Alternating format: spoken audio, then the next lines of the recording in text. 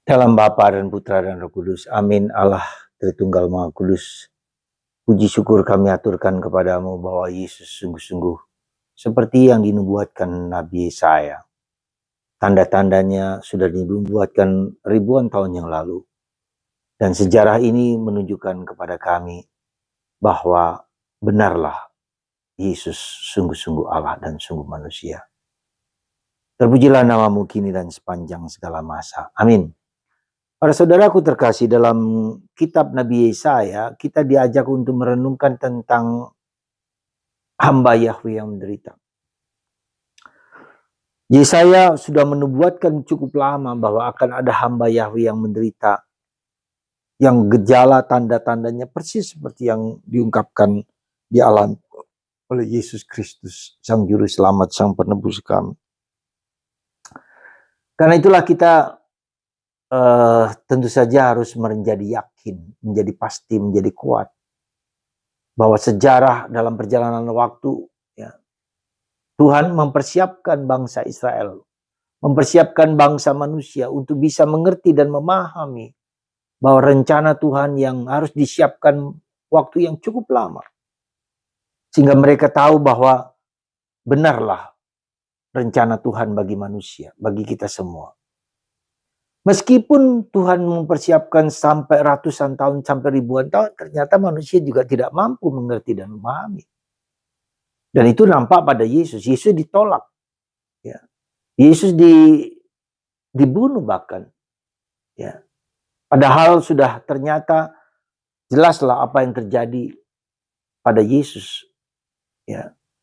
Maka mari saudaraku terkasih, kita sebagai orang Kristen, orang Katolik, ya, memiliki suatu kontinuitas perjanjian lama dan perjanjian baru. Rencana Allah yang disiapkan ribuan tahun untuk menyelamatkan manusia. Dan ketika maksud Allah yang begitu bagus, begitu indah pun masih ditolak oleh manusia, oleh kita semua. Kita tidak mengerti, tidak paham rencana agung Tuhan yang begitu mengagumkan, ya, tetap ditolak oleh kita manusia.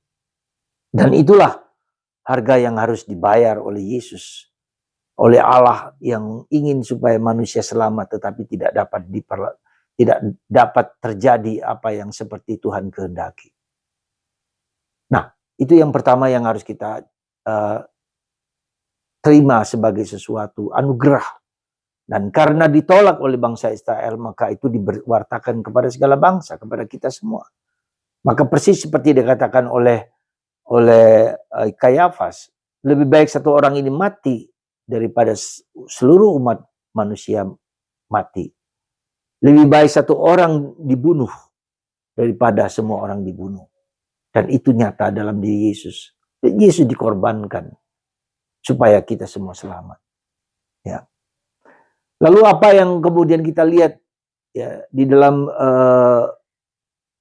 ketika Yesus datang ke tempat di mana Lazarus dibangkitkan dari mati, ya kita tahu bahwa Lazarus, ya, dibangkitkan dari mati, tapi dia akan mati lagi. Tetapi Yesus tidaklah demikian. Dia mati, dibangkitkan, dan tidak akan mati lagi sampai sekarang. Ya. Dan ini menunjukkan kepada kita bahwa kehidupan itu bisa dimulai, suatu insinuasi, suatu persiapan ketika orang bisa dibangkitkan dari mati. Ya. Yesus memiliki kemampuan dan daya itu karena dia ilahi, karena dia Allah.